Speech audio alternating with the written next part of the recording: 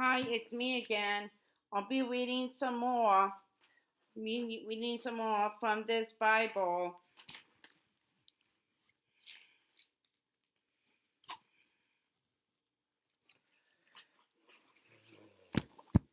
Okay. Exodus chapter chapter 15, a song of deliverance. Then Moses and the people of Israel sang this song to the Lord. I will sing to the Lord, for he has triumphed gloriously. He, uh, he has thrown both horse and rider into the sea. The Lord is my strength and my song. He has become my victory. He is my God, and I will praise him. He is my father's God, and I will exalt him. The Lord is a warrior. Yes, the Lord is his name. Pharaoh's chariots and armies he has thrown into the sea. Into the sea. The very best of Pharaoh's officers have been drowned in the Red Sea. The deep waters have covered them. They sank to the bottom like a stone. Like a stone. Your right hand, O Lord, is glorious in power. Your right hand, O Lord, dashes the enemy to pieces. To pieces. In the greatness of your majesty, you overthrew those who rose against you. Your anger flashed forth; it consumed them as fire burns straw. At the blast of your breath, the waters piled up. The surging waters The surging waters stood straight like a wall in the middle of the sea. The waters became hard. The enemy said, I will chase them, catch up with them, and destroy them. I will divide the plunder, avenging myself against them. I will unsheath my sword. My power will destroy them. Will destroy them. But with a blast of your breath, the sea covered them. They sank like lead in the mighty waters. Who else, who else among the gods is like you, O Lord, who is glorious, who is glorious in holiness, like you, so awesome in splendor, so awesome in splendor, performing such wonders. You raise up your hand, and the earth swallowed our enemies. Our enemies. With unfailing love, you will lead this people whom you have ransomed. You will guide them in your strength to the place where your holiness dwells. The nations will hear and tremble, and tremble.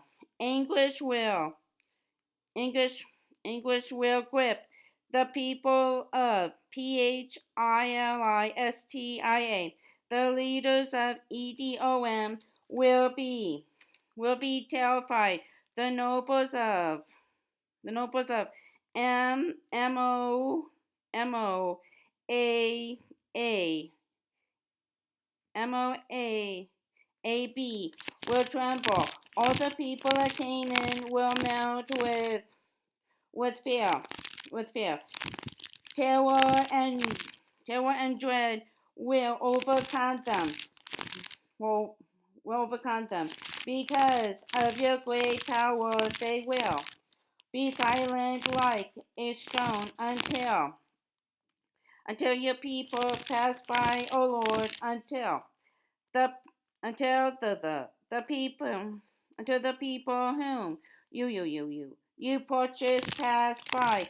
You will bring them in and plant them on your own mountain, the place you have made as your home, O Lord, the sanctuary, O Lord, that your hands have made. The Lord will reign forever and ever and ever. When Pharaoh's horses, chariots, and charioteers rushed into the sea, the Lord brought the water crashing down on them. But the people of Israel had walked through on dry land. Then Miriam, the prophet, Aaron's sister, took a tambourine and led all the people in rhythm and dance. And Miriam sang this song. I will sing to the Lord, for he has triumphed gloriously. He has thrown both horse and rider into the sea.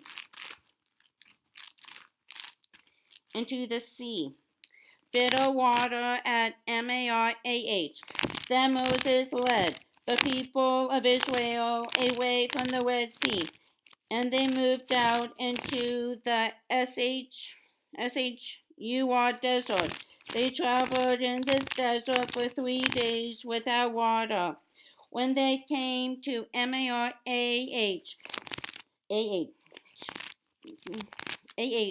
they finally found water, but the people couldn't drink it because it was bitter. That is why the place was called Marah, which means bitter.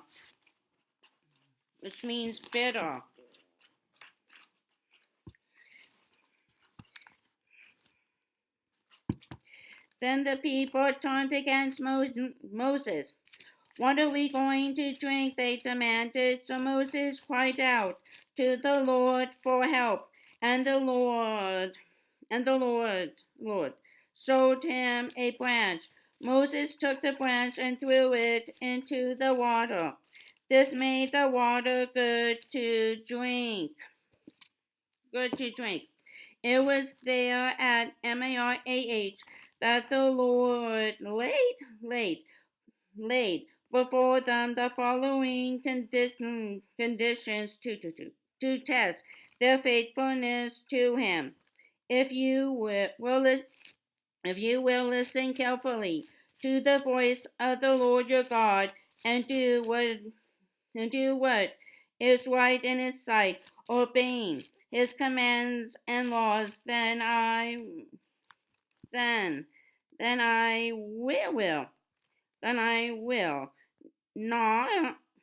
will not make you suffer the same diseases I sent on the Egyptians, for I am the Lord who heals you. After leaving Marah, they came to Elim, where there were 12 springs and 70 palm trees. They camped there beside the springs.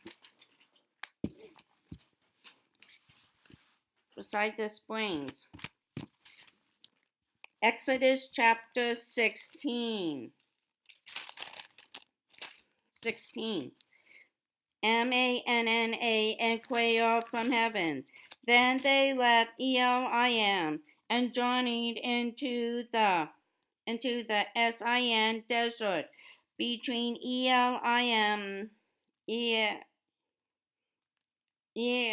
Sin desert between Elim and Mount Sinai. They arrived there a month after leaving Egypt. There too, the whole community of Israel spoke bitterly against Moses and Aaron. Oh, that we were back in Egypt, they moaned. It would have been better if the Lord had killed us there. At least there we had plenty to eat. But now you have brought us into this desert to starve us to death. Then the Lord said to Moses, Look, I am going to rain to rain down food from heaven for you. The people can go out each day and pick up as much as as much as much food as they need for that day. I will test them in this to see whether they will. They will follow my instructions. Tell them to tell them to pick up twice as much as usual on the sixth day of each week. Then Moses and Aaron called a meeting of all the people of Israel and told them, In the evening you will realize that it was the that that it was the Lord who brought you out of the land of Egypt. In the morning you will see the glorious presence of the Lord. He has heard your complaints, which are against the Lord and not against us.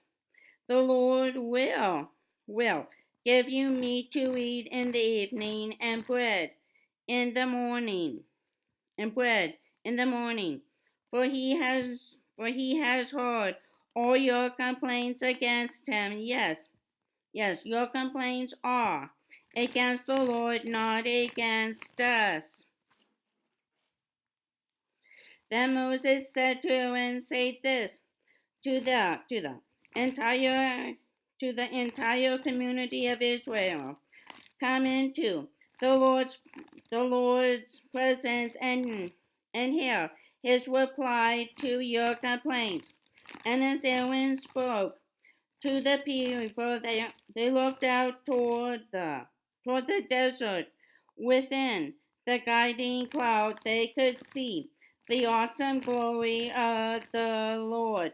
And the Lord said to Moses, I have heard the people's complaints. Now tell them in the evening you will have meat to eat, and in the morning you will be filled with bread. Then you will know that I am the Lord your God. That evening vast numbers of quail arrived and covered the camp. The next morning the desert all around the camp was wet with dew. When the dew disappeared later in the morning, thin flakes, white like frost, covered the ground. The Israelites were puzzled when they saw it. What is it? They asked. And Moses told them, It is the food the Lord has given you. The Lord says that each household should gather as much as it needs. Pick up 2 quarts for each person. So the people of Israel went out and gathered this food. Some getting more and some getting less. By gathering 2 quarts for each person, everyone had just enough. Those who gathered a lot had nothing left over, and those who gathered only a little had enough. Each family had just what it needed. Then Moses told them, Do not keep any of it overnight. But of course, some of them didn't listen, and kept some of it until morning. But then it was full of maggots and had a terrible smell. And Moses was very angry with them.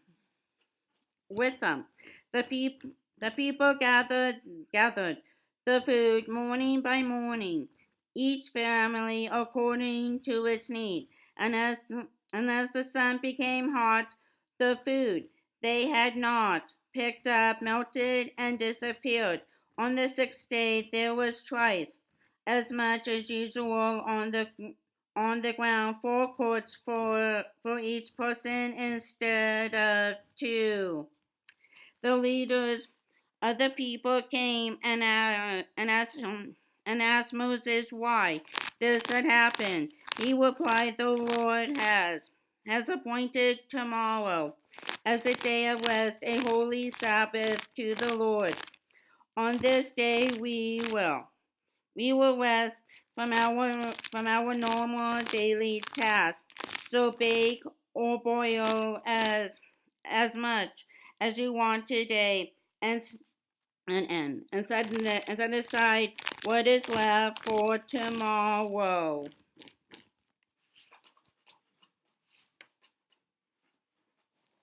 For tomorrow, doubters in the Bible. Doubter, doubter, doubtful moment reference. Abraham, when God told him he would be a father. Genesis, Genesis, Genesis, chapter 17, verse 17. Sarah, when she heard she would be a mother. Genesis, chapter 18, verse 12. Verse 12. Moses, when God told him to return to Egypt to lead the people. Exodus chapter 3, verses 10 to 15. Israelites, whenever they face hard times in the wilderness. Exodus chapter 16, verses 1 to 3.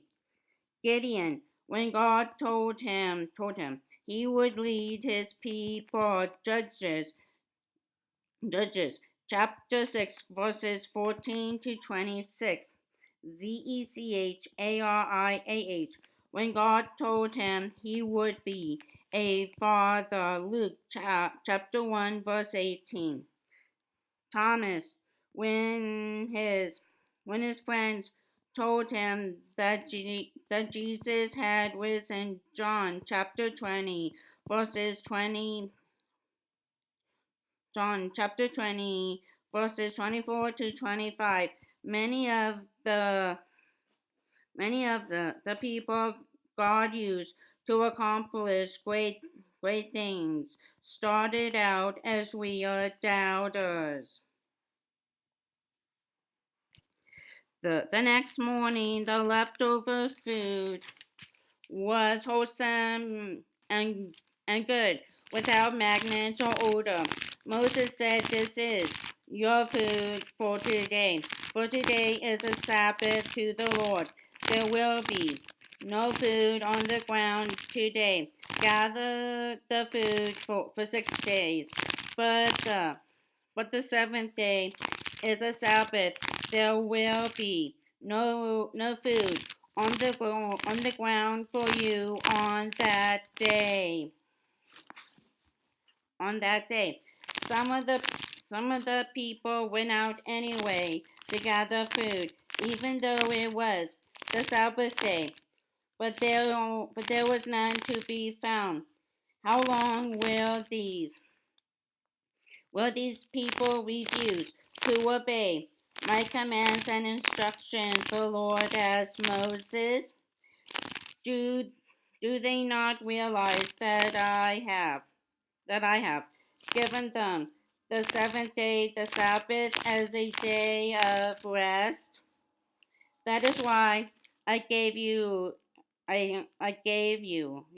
twice as much food on the sixth day, so there will be enough for 2 days. On the Sabbath day you must stay in your places. Do not pick up food from the ground on that day. So the people rested on the seventh day. And time, and time, the in time the food became known as manna. It was white like porter's seed, and it tasted like honey cakes. Like honey cakes. Then Moses gave them this command from the Lord: take 2 quarts of manna and keep it forever as a treasured memorial of the Lord's provision. By doing this, later generations will be able to see the bread that the Lord provided in the wilderness when he brought you out of Egypt. Moses said to Aaron, get a container and put 2 quarts of manna into it. Then store it in a scarce place as a reminder for all future generations. Aaron did this just as the Lord had commanded Moses. He eventually placed it for safekeeping in the Ark of the Covenant. So the people of Israel ate manna for 40 years until they arrived in the land of Canaan. Well, well, there were crops to eat. The container used to measure the manna was an omer, which held about 2 quarts.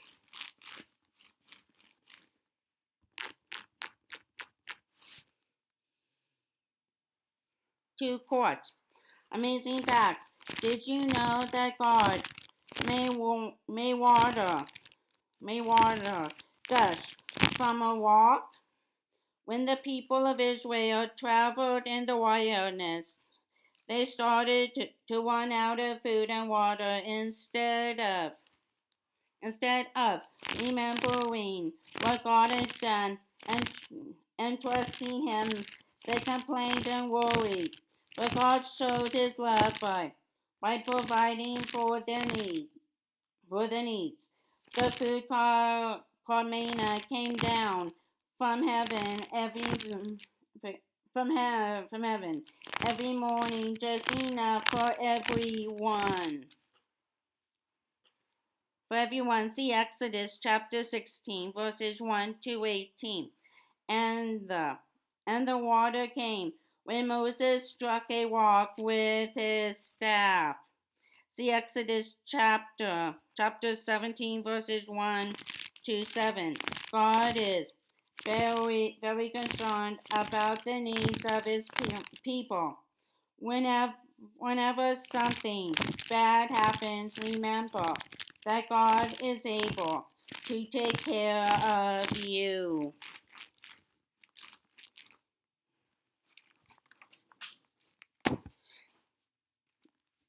To take care of you. Exodus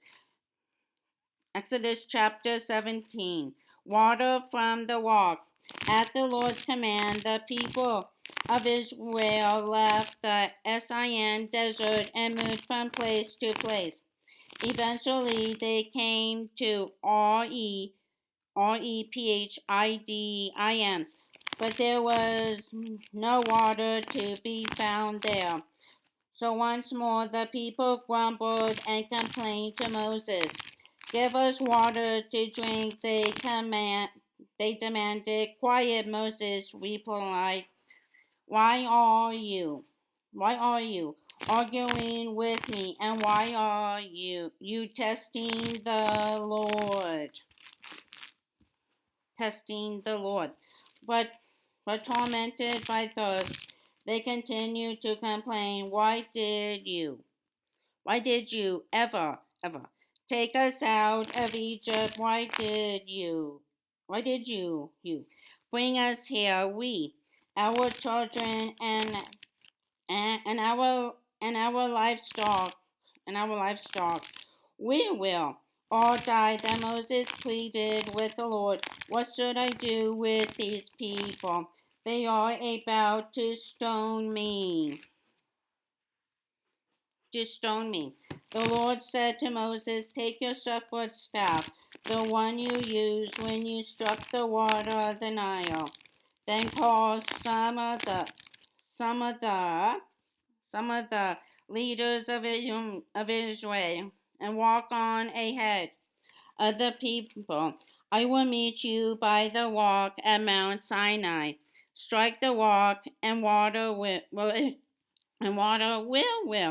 come pouring out. Then the people will be able to drink. To drink. Moses did just as he was told, and as the leaders looked on, water gushed out. Moses named the place Massah, the place of testing, and Meribah, the place of arguing, because the people of Israel argued with Moses and tested the Lord by saying, Is the Lord going to take care of us or not? Or not. Israel defeats the Amalekites, while the people of Israel were still at Ori Phidim. The warriors of Amalek came to fight against them. Moses commanded Joshua, call the Israelites to arms and fight the army of Amalek. Tomorrow I will stand at the top of the hill with the staff of God in my hand. So Joshua did what Moses had commanded. He led his men out to fight the army of Amalek. Meanwhile, Moses, Aaron, and Hur went to the top of a nearby hill. As long as Moses held up the staff with his hands, the Israelites had the advantage. But whenever he lowered his hands, the Amalekites gained the upper hand. Moses' arms finally became too tired to hold up the staff any longer. So Aaron and Hur found a stone for him to sit on. Then they stood on each side, holding up his hands until sunset. As a result, Joshua and his troops were able to crush the army of Amalek. Then the Lord instructed Moses, write this down as a permanent record and announce it to Joshua. I will blot out every trace of Amalek from under heaven. Moses built an altar there and called it, "The Lord is my banner." He said, they have dared to raise their fists against the Lord's throne. So now the Lord will be at war with Amalek, generation after generation.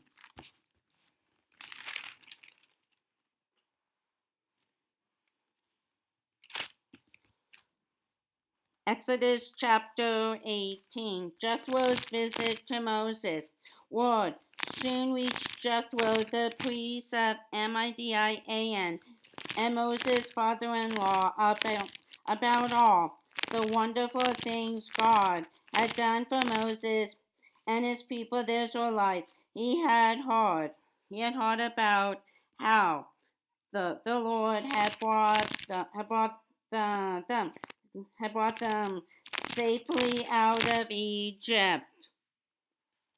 Sometime before this, Moses had sent his wife Zipporah and his two sons to live with Jethro, his father-in-law. The name of Moses' first son was Gershom, for Moses had said when the boy was born, I have been a stranger in a foreign land. The name of his second son was Eliezer, for Moses had said at his birth, the God of my fathers was my helper. He delivered me from the sword of Pharaoh. Jethro now came to visit Moses, and he brought Moses' wife and two sons with him.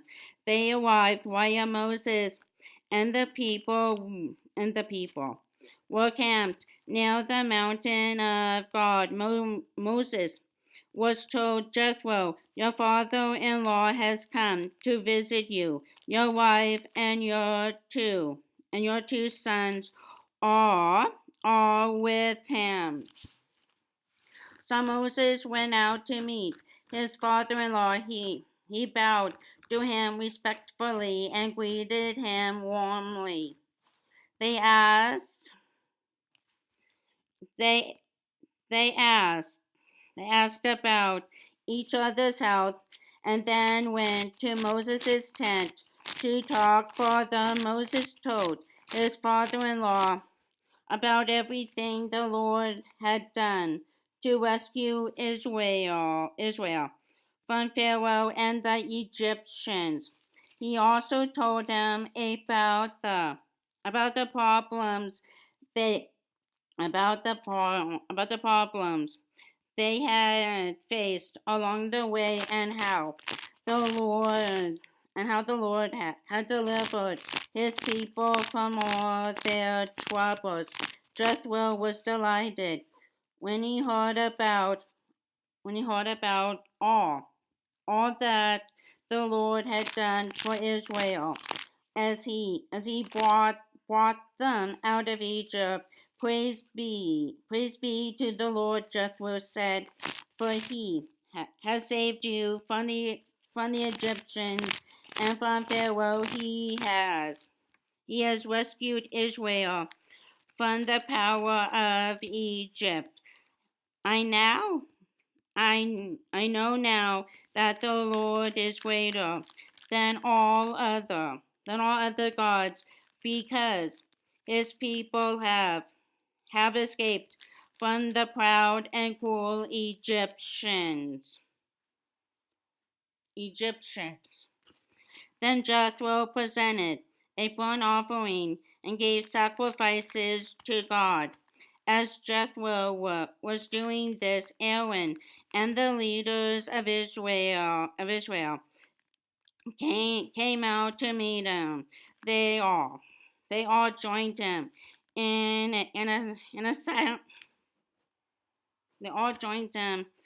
sacrificial meal in God's presence. Jethro's wise advice. The next day Moses sat as usual to hear the people's complaints against each other. They were lined up in front of him from morning till evening. When Moses' father-in-law saw all that Moses was doing for the people, he said,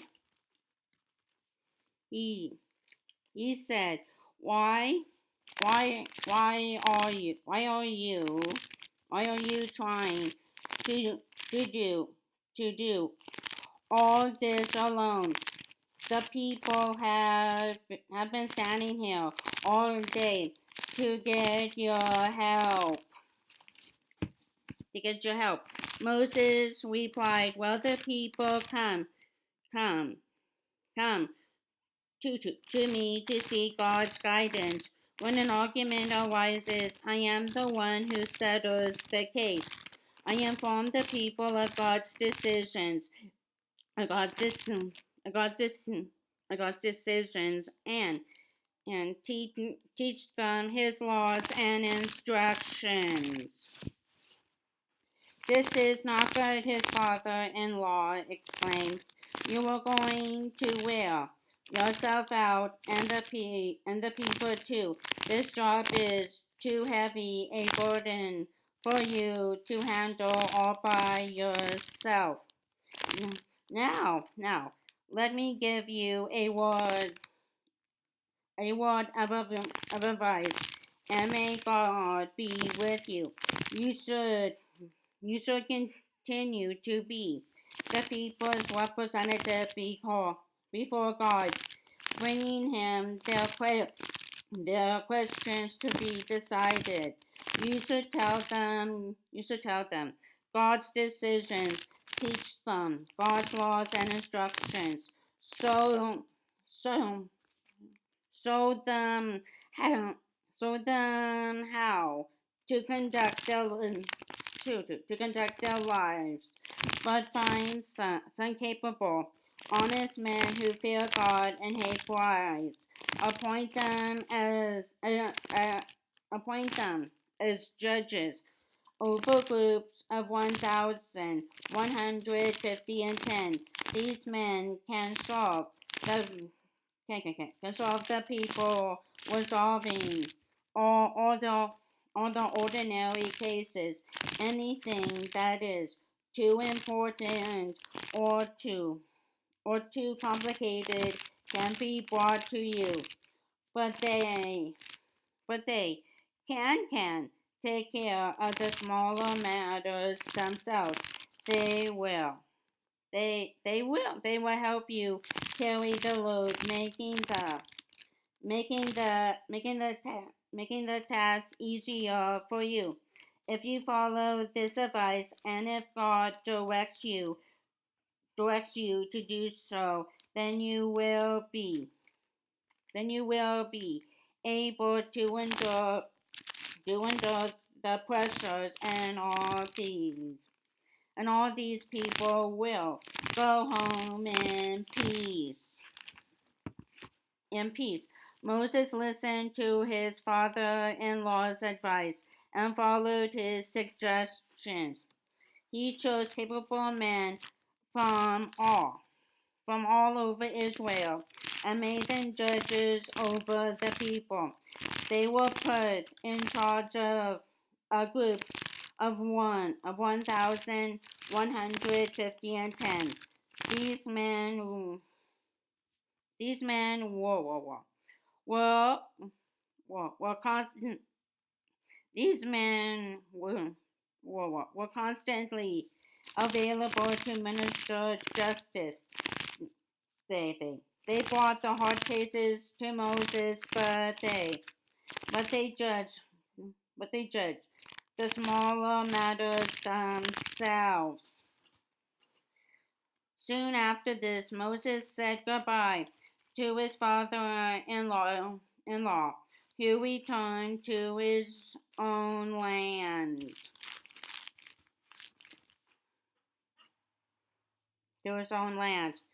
Exodus chapter 19. The Lord reveals Himself at Sinai. The Israelites arrived in the wilderness. The Israelites arrived in the wilderness of Sinai exactly 2 months after they left Egypt. After breaking camp at Ori Phidim, they came to the base of Mount Sinai and set up camp there. Then Moses climbed the mountain to appear before God. The Lord called out to him from the mountain and said, "Give these instructions to the descendants of Jacob, the people of Israel. You have seen what I did to the Egyptians. You know how I brought you to myself and carried you on eagle's wings. Now, if you will obey me and keep my covenant, you will be my own special my own special treasure from among all the nations of the earth.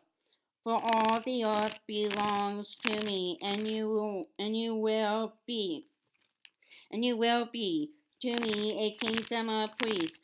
My holy nation give this message to the Israelites. Moses returned from the mountain and called together the leaders of the people and told them what the Lord had said.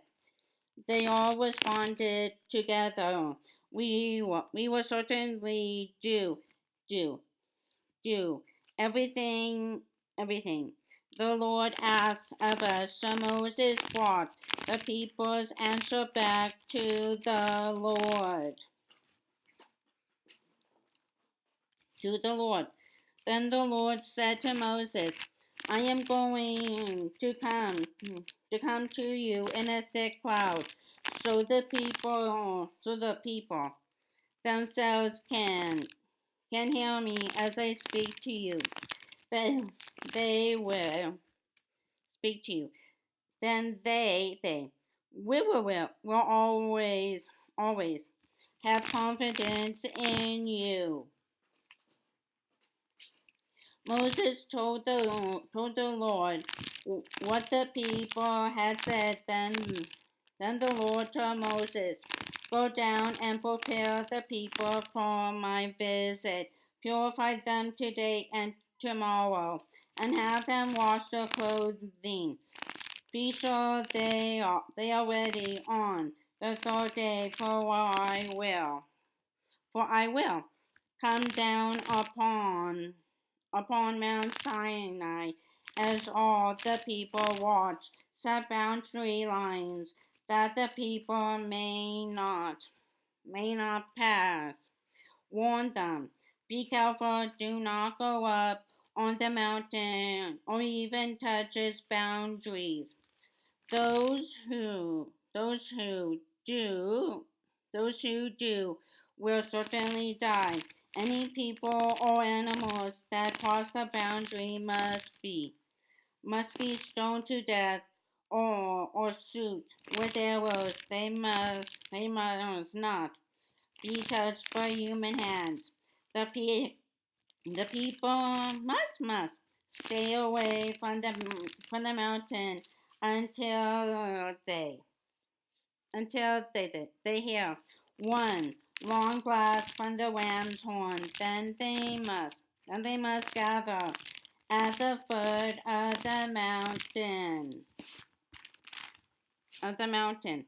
So Moses went down to the people. He purified them for worship and had them wash their clothing. He told them, get ready for an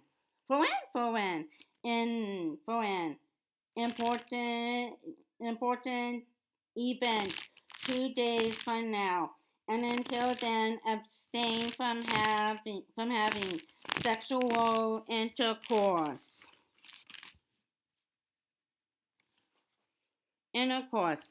On the morning of the third day, there was a powerful thunder and lightning storm, and a dense cloud came down upon the mountain. There was a long, loud blast from a ram's horn, and all the people trembled.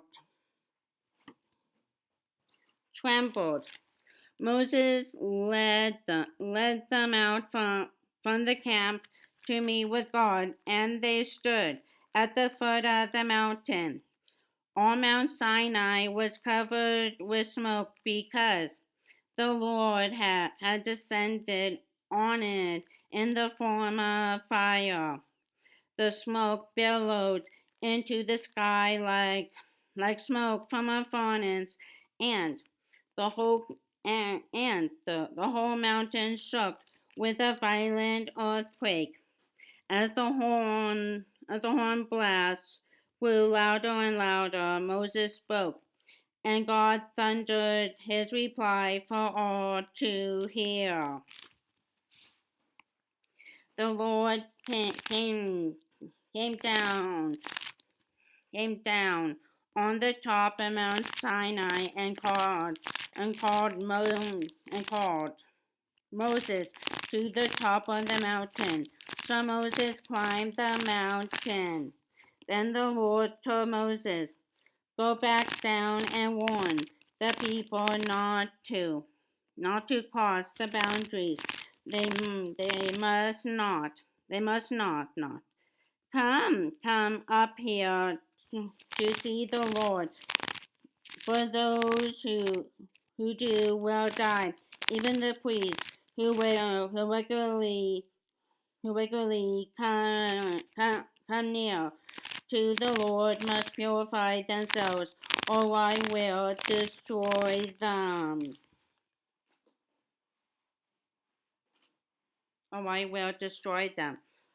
Why do I have to do everything my parents want? Honor your father and mother. Honor your father and mother, then you will live a long, full life. From Exodus chapter 20, verse 12.